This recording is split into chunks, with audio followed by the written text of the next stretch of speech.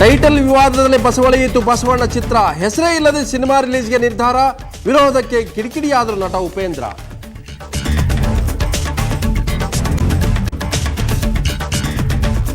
ನರೇಂದ್ರ ಮೋದಿ ಜಾತ್ಯತೀತ ವ್ಯಕ್ತಿಯಲ್ಲ, ನಾನೆಂದು ಮೋದಿಯನ್ನ ಹೊಗಳೇ ಇಲ್ಲ, ಹೋರಾಟಗಾರ ಅಣ್ಣಾ ಹಜಾರೆ ಪ್ಲೇಟ್ ರಿವರ್ಸ್.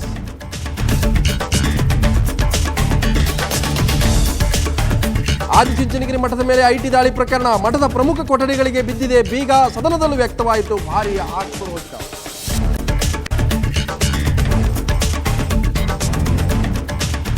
ಮತ್ತೆ ಏರಿಕೆಯಾಗಲಿದೆ ನಂದಿನಿ ಹಾಲಿನ ದರ, ಸದನದಲ್ಲೇ ಘೋಷಿಸಿರುವ ಸಚಿವ ಜಯಚಂದ್ರ, ಜನರ ಜೇಬಿಗೆ ಮತ್ತಷ್ಟು ಹೊರೆ.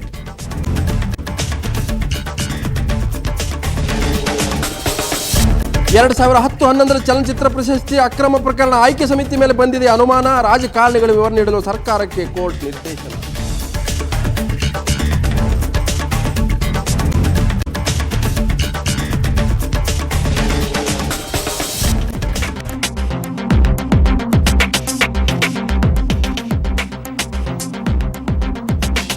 ನ್ಯೂಸ್ ಅವರಿಗೆ ಸ್ವಾಗತ. ನಾನು ಲಕ್ಷ್ಮಣ್ ಹೂಗಾರ್. ಇವತ್ತು ಕೂಡ ರಾಜ್ಯ ಮತ್ತು ರಾಷ್ಟ್ರ ಮಟ್ಟದಲ್ಲಿ ಅನೇಕ ವಿದ್ಯಮಾನಗಳು ಜರುಗಿದವು. ವಿಶೇಷವಾಗಿ ರಾಷ್ಟ್ರೀಯ ಮಟ್ಟದಲ್ಲಿ ಭಾರತೀಯ ಜನತಾ ಪಕ್ಷದ ಚುನಾವಣಾ ಸಮಿತಿಯ ನೇತೃತ್ವ ವಹಿಸಿರ್ತಕ್ಕಂಥ ನರೇಂದ್ರ ಮೋದಿ ಟೀಮ್ ಘೋಷಣೆ ಆಗಿದೆ. ಹಾಗೆಯೇ ಕರ್ನಾಟಕದ ವಿಧಾನಸಭೆಯಲ್ಲಿ ನಿನ್ನೆ ಆದಿಚುಂಚನಗಿರಿ ಮಠದ ಮೇಲೆ ನಡೆದಂಥ ಒಂದು ಐಟಿ ದಾಳಿ ಇದೆ, ಆ ಒಂದು ವಿಚಾರ ಕೂಡ ವಿಧಾನಸಭೆಯಲ್ಲಿ ಪ್ರತಿಧ್ವನಿಸಿತು. ಅದ್ರ ಜೊತೆಗೆ ಬಸವಣ್ಣ ಚಿತ್ರದ ವಿವಾದ ಮತ್ತೊಂದು ಸ್ವರೂಪ ಪಡ್ಕೊಂಡಿದೆ. ಈಗ ಬಸವಣ್ಣ ಅಲ್ಲ ಬ್ರಾಹ್ಮಣ ಅನ್ನುವಂಥ ಹೆಸರಿಗೆ ಬಂದು ನಿಂತಿದೆ.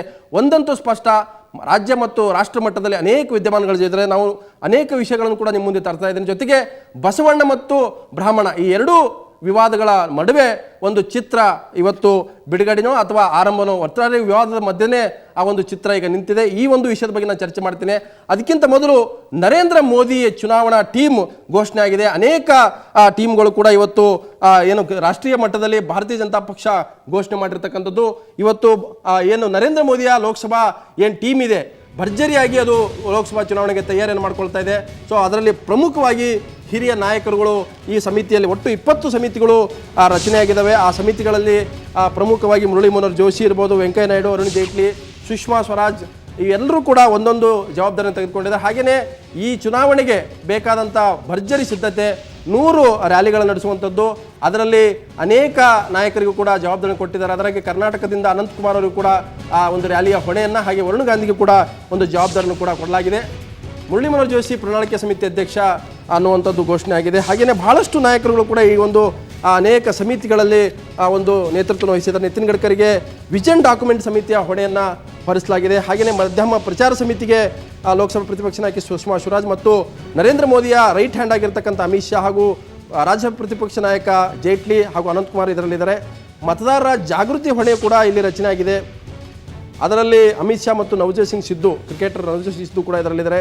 ಹಾಗೆಯೇ ಪ್ರಮುಖವಾಗಿ ಚಾರ್ಜ್ ಶೀಟ್ ಸಮಿತಿ ಅನ್ನುವಂಥ, ಅಂದರೆ ಯಾವ ಪಕ್ಷದ ವಿರುದ್ಧ ಅವರು ಹೋರಾಟ ಮಾಡ್ತಾ ಇದ್ದಾರೆ ಅದರ ಸಾಧಕ ಬಾಧಕ, ಅದರ ತಪ್ಪುಗಳನ್ನು ಎತ್ತಿ ತೋರಿಸಲಿಕ್ಕೆ ಒಂದು ಹಿರಿಯ ನಾಯಕರಾದ ರವಿಶಂಕರ್ ಪ್ರಸಾದ್, ಗೋಪಿನಾಥ್ ಮುಂಡೆ, ನಿರ್ಮಲಾ ಸೀತಾರಾಮನ್ ನೇತೃತ್ವದ ಸಮಿತಿ ರಚನೆ ಆಗಿದೆ. ಹಾಗೆಯೇ ಪುಸ್ತಕ ಮತ್ತು ಭಿತ್ತಿಪತ್ರ ಸಮಿತಿ, ಅಂದರೆ ಪ್ರಚಾರಕ್ಕೆ ಬೇಕಾದಂಥ ಒಂದು ಭಿತ್ತಿಪತ್ರ ಇರ್ಬೋದು, ಹ್ಯಾಂಡ್ ಬಿಲ್ ಇರ್ಬೋದು, ಇವೆಲ್ಲವೂ ಕೂಡ ರೆಡಿ ಮಾಡಲಿಕ್ಕೆ ಪತ್ರಕರ್ತ ಬಲ್ಬೀರ್ ಪುಂಜ್ ಮತ್ತು ವಿನಯ್ ಸಹಸ್ರ ಬುದ್ಧಿ ಅವರ ನೇತೃತ್ವದಲ್ಲಿ ಸಮಿತಿ ರಚನೆ ಆಗಿದೆ. ವಿಚಾರವಂತರ ಸಮಿತಿ, ಇಂಟೆಲೆಕ್ಚುಯಲ್ ಕಮಿಟಿ ಅನ್ನುವಂಥದ್ದು ರಾಜೀವ್ ಪ್ರತಾಪ್ ರೂಢಿ ಕೇಂದ್ರದ ಮಾಜಿ ಸಚಿವರಾಗಿದ್ದರು. ಹಾಗೆಯೇ ಇನ್ನೊಬ್ಬ ಪ್ರಕಾಶ್ ಜಾವಡೇಕರ್, ಇವರು ಪಕ್ಷದ ವಕ್ತಾರರು. ತಮಿಳ್ ಇಸಾಯಿ ಹಿರಿಯ ಮುಖಂಡ, ಇವರು ಕೂಡ ಈ ಸಮಿತಿಯಲ್ಲಿರ್ತಾರೆ. ಈ ಎಲ್ಲ ಸಮಿತಿಗಳಿಗೆ, ಅಂದರೆ ಈಗೇನು ನರೇಂದ್ರ ಮೋದಿ ನೇತೃತ್ವದ ಚುನಾವಣಾ ಪ್ರಚಾರ ಸಮಿತಿಯಲ್ಲಿ ಬರ್ತಕ್ಕಂಥ ಈ ಒಂದು 20 ಸಮಿತಿಗಳಿದೆ. ಈ ಎಲ್ಲ ಸಮಿತಿಗಳು ಬಿಜೆಪಿಯ ಪ್ರಶ್ನಾತೀತ ನಾಯಕ, ಸರ್ವೋಚ್ಚ ನಾಯಕ ಅಡ್ವಾಣಿ ಅವರು ನಿರ್ದೇಶನ ಮಾಡ್ತಾರೆ.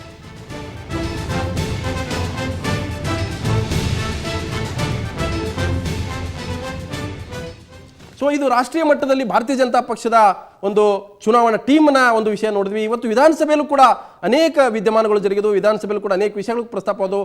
ಮೊದಲಿಗೆ ಇವತ್ತು ಸದನದಲ್ಲಿ ಏನಾಯಿತು, ಅದರಲ್ಲಿ ಸದನ ಶೂರ ಯಾರು ನೋಡೋಣ.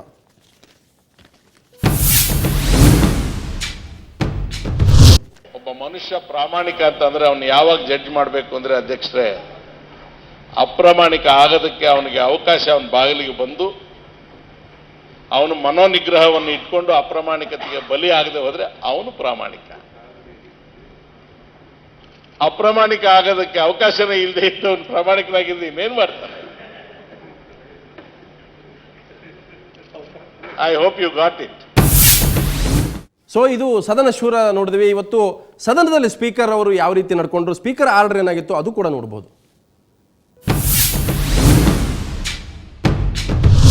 ನೋ, ಈ ರಸ್ತೆಗೆ ಸಂಬಂಧಪಟ್ಟದ್ದು ಅಷ್ಟೇ. ಪ್ಲೀಸ್ ಪ್ಯಾಕೇಜ್ ಸರ್ 7 ಪ್ಯಾಕೇಜ್ ಬೇರೆ ಮಾತು ಕೇಳ್ರಿ, ಬೇರೆ ಪ್ರಶ್ನೆ ಕೇಳ್ರಿ. ಬರೋದಿಲ್ಲ ಸುಮ್ಮನೆ ಯಾಕೆ ಸುಮ್ಮನೆ ಕೇಳ್ತೀರಿ? ಚಲೋ ಸ್ವಾಮಿ ಕೇಳ್ರಿ ನೀವು. ನೋ ಸುಮ್ಮನೆ ಪ್ಲೀಸ್, ದಯವಿಟ್ಟು ಆಗೋದಿಲ್ಲ. ಟೈಮ್ ಇಲ್ಲ ರೀ, ಟೈಮ್ ಇಲ್ಲ. ಸೊ ಯಾವಾಗಲೂ ಕೂಡ ಸ್ಪೀಕರ್ ಅವರು ಸಿಟ್ಟಾಗಿರ್ತಾರೆ. ಯಾಕಂದರೆ ಸಮಾಜವಾದಿ ಹಿನ್ನೆಲೆಯಿಂದ ಬಂದಂಥವರು ಸ್ಪೀಕರ್ ಕಾಗೋಡು ತಿಮ್ಮಪ್ಪ ಸದನದಲ್ಲೂ ಕೂಡ ಅವರು ಯಾವುದೇ ಮುಲಾಜಿಲ್ಲದೆ ನಡ್ಕೊಳ್ತಾರೆ. ಹಾಗಾಗಿನೇ ಸ್ಪೀಕರ್ ಆರ್ಡರ್ ಕೂಡ ಇಲ್ಲಿ ಮಾತು ಪಡ್ಕೊಳುತ್ತೆ. ಹಾಗೆಯೇ ಇವತ್ತು ಸದನದಲ್ಲಿ ಕಚಗುಳಿ ನಡೆದಿರ್ತಕ್ಕಂಥದ್ದು. ಇವತ್ತು ಸದನದಲ್ಲೂ ಕೂಡ ಯಾವತ್ತು ಗಂಭೀರವಾದ ಪ್ರಕರಣಗಳ ಜೊತೆ ಗಂಭೀರವಾದ ವಿಚಾರಗಳ ಜೊತೆಗೆ ಒಂದಷ್ಟು ಕಚಗುಳು ಕೂಡ ಇರುತ್ತೆ. ಆ ಕಚಗುಳಿ ಏನು ಅನ್ನೋಂಥದ್ದು ಕೂಡ ನೋಡ್ಕೊಂಡು ಬರೋಣ.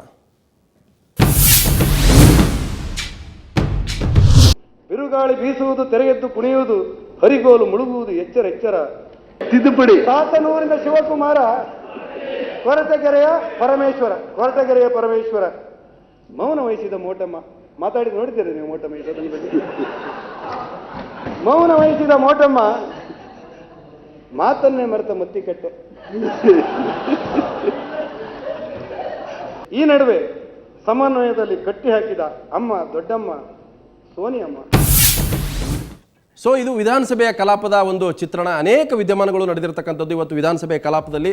ಸೊ ಇದ್ರ ಜೊತೆಗೆ ಇವತ್ತು ನಾವು ಬಹುಮುಖ್ಯವಾಗಿ ಇವತ್ತು ಬಸವಣ್ಣ ಚಿತ್ರದ ವಿವಾದದ ಬಗ್ಗೆ ಚರ್ಚೆಯನ್ನು ಮಾಡ್ತೀವಿ.